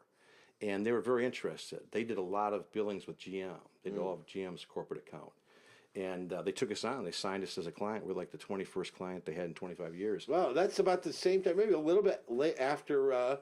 It sounds exactly very similar to what Bill Gates did with Microsoft. Yeah. Just somehow got a meeting and had bought in it was called the dirty operating system, but they changed the name to the disk operating system for those millennials, man. There used to not be used the mouse and icons and stuff. It was like typing in commands, right? Yeah, It sucked, right? And Mac blew them out of water. But for a long time, just most computers, which were IBM PC computers, right? They were using his program, and he didn't ask for the millions of dollars that you thought he would ask. I can't remember how. Maybe it was like $1 million, but the smart thing he did is every time you put it on a computer, I just want like a penny or 2 pennies, a real small commission, And they had no idea that every IBM computer and IBM copies, and that also helped them because Mac wouldn't let people copy theirs, right? And so there was no Mac clones, but they PC clone or IBM clones everywhere, are what we call PCs now, and it was able to build a company from that. So and for us, we made a truckload of mistakes. Oh yeah, we made so many. Same with my traveling. We had this fearlessness but also this kind of naive stupidity and so many mistakes along the way. You didn't get high off your own supply, oh no, Dennis, you ate the Southwest region's worth of pudding. Actually, I personally love the pudding. Yeah. I really loved it, yeah. They still sell it? No, not that I know of. What was it called? In Europe, they probably do, not in America. Oh. We trademarked the name Pudenbla, Dutch name, Pudenbla. What does it mean? It means pudding, Dutch pudding. Well, that was, marketing genius, right? Yeah. Pudding va. And, Pudenbla. Okay, so wait, did you get Zuckerberg? I mean, how did you not? Why are we not doing this in the back of your giant Rolls-Royce limousine? Oh well, we had I had the business about a decade, and we had like 4 or 5 years just really tough, gutting it out, getting small investments. Mm-hmm. Once we got the big company to come in as our advertiser, that brought money in. Because if that size of a company, they're $1 billion company, took an interest in us, signed a contract with us to represent us, it gave credibility to what we're doing. So once we got to that point, we got about $500,000 investment very quickly. We had one $400,000 investment. we've been trying for a year to meet somebody to pitch to for an investment. And another person was a big developer, was his contact. We'd go and see him, we'd show him what we have, this new carton design, we've done this. He said, okay, you're not ready, can't see him. We come back a month later, we've done this and this. Finally, we got to one point, he said, okay, I'll set up a meeting. You have 45 minutes to meet with him. I'm going to say don't invest to protect myself because he's my contact. I'll tell him not to invest, but you try to sell him on your business. And we met this fellow. He was a very honorable guy, very nice guy. And he eventually he invested a lot of money. And then from that, there was a second investor we had that piggy banked. He knew we were meeting with this other investor. If he says he told us, if this guy comes in for $400,000, I'll come in for $100,000 the next day. It's like Shark Tank. Well, because it kind of protects his Dragon's investment. Den, The first guy has 400, now his investment's protected. Yeah.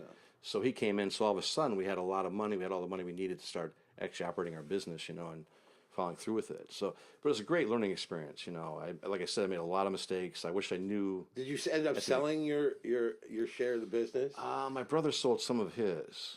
He made some pretty good money. I was majority shareholder. I started with 51%. And my objective was to maintain controlling interest. So I went down to about 50.1%, but I didn't sell very much. Hindsight, maybe I should have. And then what? Did it go out of business or? Yeah, eventually we launched a product. We had it in the market. Someone found out pudding flour meant masturbation. Actually, it was the packaging size we had. Because it's so competitive getting your product in, especially in the dairy case, in the supermarket.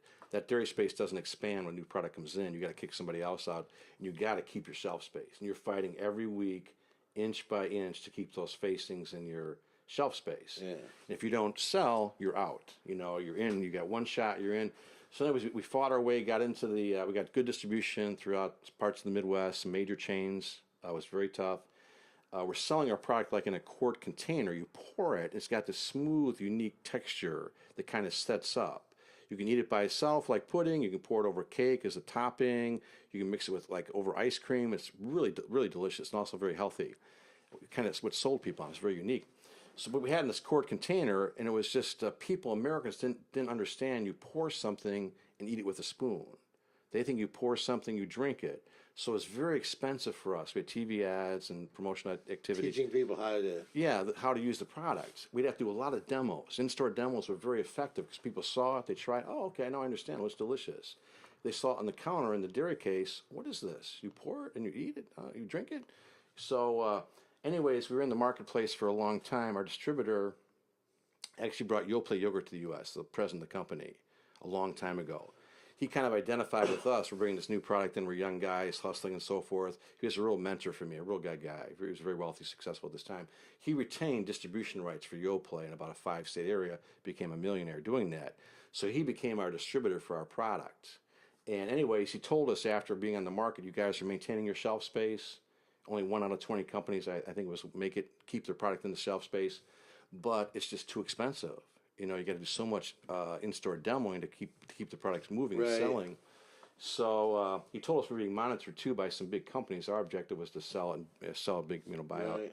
But he said we got to change the packaging. You can't maintain this. So we pulled it off the market after this is about a 10-year time. To repackage it in a smaller single-serving container that people could spoon out of. Right. But when we pulled it off, we lost our income, and we had a tough time finding a producer. Our producer at this time could not package in that single serving. They didn't have the equipment to be $120,000, something big investment for them to do it. So we had to find another producer. So we went across the U.S. We met with all these companies, big companies, small companies, trying to find a producer that could package it in a single serving for us. We bring the Dutch technicians over from the Netherlands. They do production trials to test the production facilities. We eventually found a company out in Pennsylvania that could do it.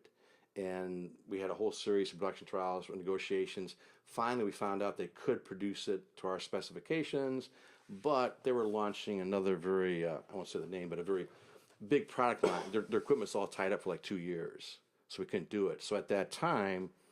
Damn Reese's Pieces. I just kind of pulled out of the business at that time, and we couldn't wait that long and couldn't raise more money. Well, now if the up and down world of business and the Shark Tank of Washington, D.C., or the Iron harrowing, adventures in the Iron Curtain, or the ones that we read in the book Travelin Man aren't enough for you. You decided to, hey, you know what I've never done? I've never spent most of my day with convicted murderers, right? It wasn't enough. You had to go. You had to up yourself, up your game, and you taught business courses at in maximum security prison, Jackson State Prison. Wow. I was told it's the largest walled prison in the world with a wall. It's a huge old maximum security prison.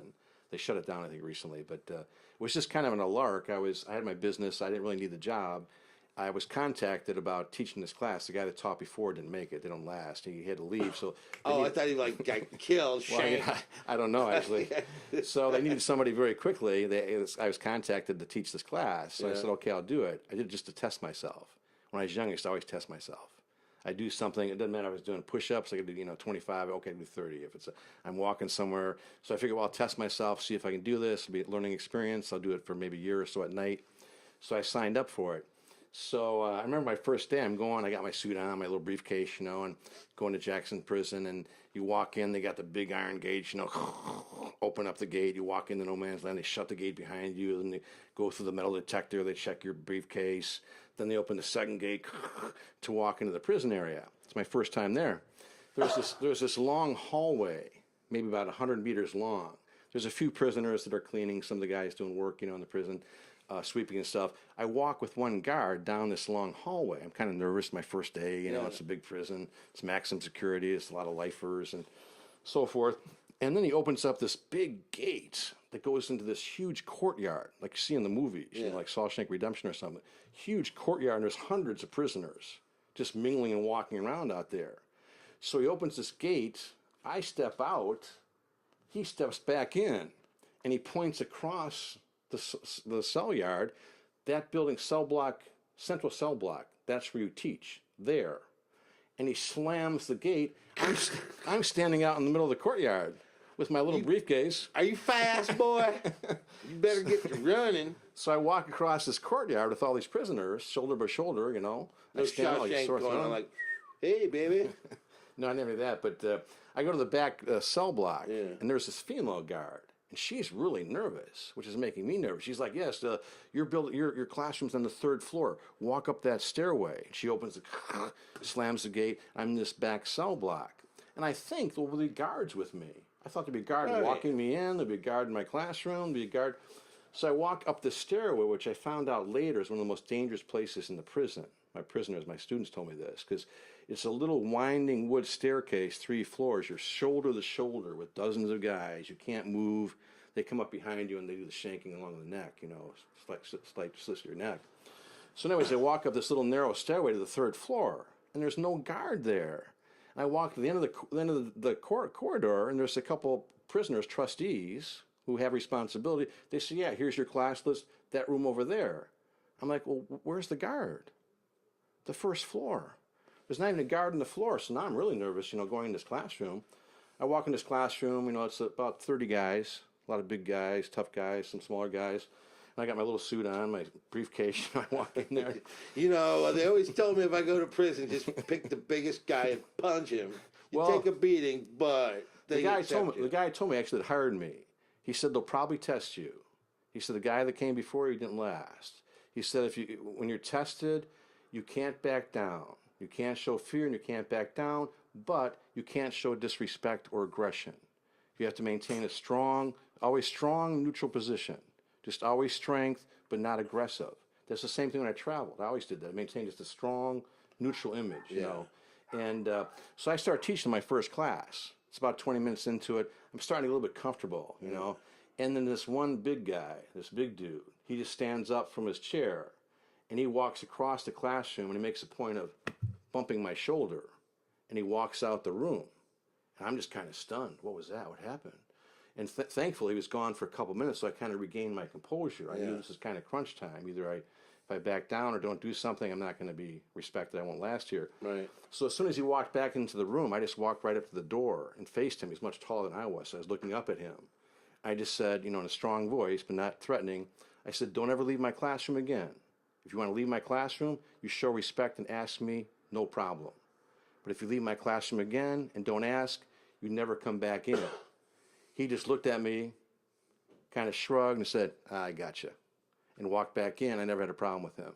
And I didn't have too many. Man, my students treat me with less respect. True. They like knock me over. I got another class to go to. Fuck you. Yeah, they were generally, it was pretty good. I had the scariest guy I saw in prison teaching was actually the scrawny little white guy with this blonde, scrawny hair.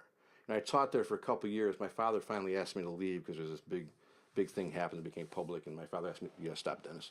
But anyways, prior to that, I'm teaching, and I walk into class, and it's a new class. There's like 20, 30 guys. Most of them are big, tough guys. There's this one little white guy, scrawny blonde hair. I look at him and I make eye contact. He's got this vicious, malignant little grin, and these eyes that are just, there's just nothing there. Soulless. It just like sent a shiver through me looking at his eyes. I had these impressions of terrible things he had done. I didn't want to be near that guy. Didn't want to make contact with him. I was always aware of him, where he was in the classroom. If he's over here, I'm teaching the other side of the room. If I see him in the hallway, I go down the other way. I never want to be near this guy. I know he's just stone cold dangerous. And that young man turned out to be Donald Trump. It was me. I want payback. If you're looking in my eyes. Wow. So, okay. Well, you made it out. Thank God. I'll just tell you what happened with him later, okay. real quick. I didn't want to be around this guy. I was always aware of him. One day I come to teach, and I get there a little bit early. So I walk in the classroom, and it's empty. I take a couple steps in, and then I see him behind the door sitting at a desk. And I make eye contact. He's got that vicious, malignant grin looking at me, and it's like, oh, man. But I can't walk out. I can't show fear. So I just keep walking in the classroom, as far away from the opposite side of the room to my desk. I keep my back to him. He's sitting in the chair in the other corner. I got my back to him, and I'm shuffling papers on the desk, hoping somebody would come in the room, waiting for somebody to come in the room. I'm doing this for like 30 seconds. Nobody comes in the room, 40 seconds, so I got to do something. So I walk over to the blackboard. It's a chalkboard. There's nothing written on the board, but a lot of dust. I pick up an eraser. I slowly start walking across the room, erasing the chalkboard. I get over to the other side of the room. I can feel his eyes on the back of my neck. He's sitting in the corner. On your neck, if you're lucky. Yeah. I look onto the Don't board. drop the eraser. I look on the chalkboard. In fingerprint what is the upside down hexagon? The sign of Satan? The sign of the devil? Yeah, the five-pointed star. Yes, is on the blackboard in fingerprint. It wasn't there when I walked in the room. When I was at my desk, he got up on his finger. He did that on the board with that sign. So I see that on the board. Maybe I know he was a Wiccan. Yeah. So I erased that and just kind of ignored him. And fortunately, people came back in, and I didn't try to stay away from him. Wow. Man, geez, Dennis. God, you've been in Korea for quite a long time. Long time, off and on, yeah. Yeah. It doesn't seem like, you kind of took things down a notch, by heading close to the world's most dangerous border yeah. But any harrowing experiences while you were here? Anything coming close to that? Oh, in Korea? In Korea. No, not along that line. Kindergarten compared to the Sahara in the 70s. Are you kidding me? Oh, well, Dennis, man, thank you so much, man. And the book is Travelin Man. Yeah, Travelin Man Across the Sahara and Beyond. It's available on Amazon.com, BarnesandNoble.com. I look on the internet. It's available worldwide, Singapore, Malaysia, Hong Kong, America. But the biggest probably for people here would be Amazon.com or BarnesandNoble.com. And your picture's on it somewhere? Yeah, on the book, yes, on the back. Okay, for you ladies, a very handsome young guy. I mean, Long time those ago. guys weren't helping him out of the kindness of his heart, right? I'm sure there's a good-looking guy. Dennis, thank you so much for being our first guest on the new incarnation of the Waterfront Busan Show. I appreciate it. Very honored to be the first guest. All right, thanks. Great luck with the show. It's a great show. Appreciate it. Sounds good. Okay, everybody, I guess that's the end of the show. I want to thank our guest today, Dennis Feeheley, the wonderful yarn spinner, storyteller. Don't forget to go to our Facebook page. That is the Waterfront Busan Show, WTFBS. And like our page, man, because we need it. We're pathetic. Also, you can send us a message to our email, which is the WTF Busan Show at gmail.com, or message me on Facebook, or you can send us a tweet. That's right. We kind of tweet. We have one whole follower, and I think that's me, at WTF Busan Show. And once again, thank you very much. Let me know how I'm doing. You know, you can be cruel, insult me. That's fine. It'll help. Maybe. I'm used to it. Anyway, thanks again. Sorry to go long this week. We'll be back next week with a very special guest. See ya. What's up? Yeah, yeah, yeah, yeah. Oh yeah, yeah, oh yeah, yeah, yeah, yeah.